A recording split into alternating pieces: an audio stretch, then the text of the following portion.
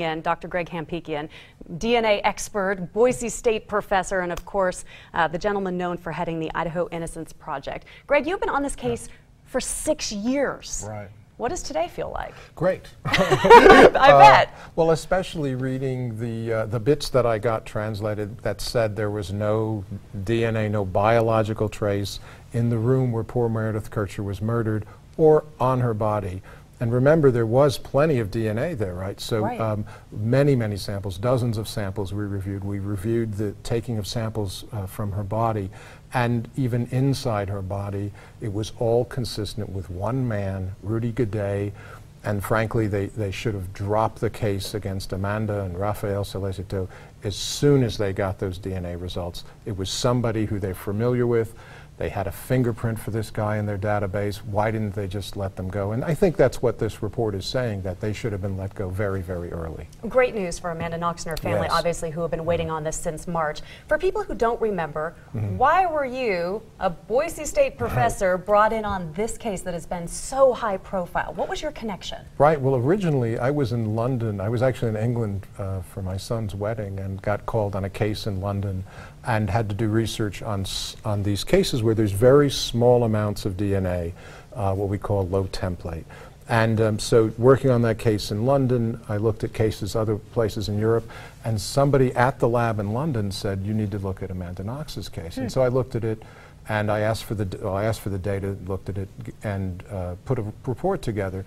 And the lawyers were very interested in that report and asked if I would, officially release it, which I was happy to do. And then you then traveled to Italy, correct? Yeah, right after that I traveled to Italy. I stayed with Amanda's stepfather, who was there the whole time. I mean, when we talk about a wrongful conviction, it's not one person. The whole family's imprisoned, in a sense. So Chris Mellis, her stepdad, had given up his job, basically. Well, he worked from overseas, stayed in Italy almost the whole time. Remember, Amanda was in prison for 4 years.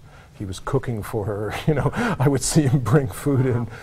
Yeah, it was just it's always awful when you see a whole family being taken down by a wrongful conviction. When you were so convinced, because that's what the DNA showed you, too. It was obvious very early on, and this report, again, is vindication saying it should have been obvious to everybody. Okay, it's over with, it's done. You will not hear about this case anymore, because I know it's kind of confusing for people. Why does this keep coming up? The Italian courts do things a little differently.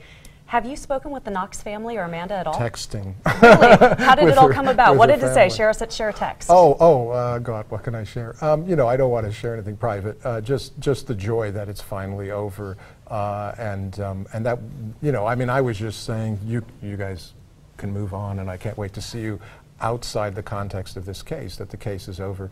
Amanda is a writer, she's a journalist.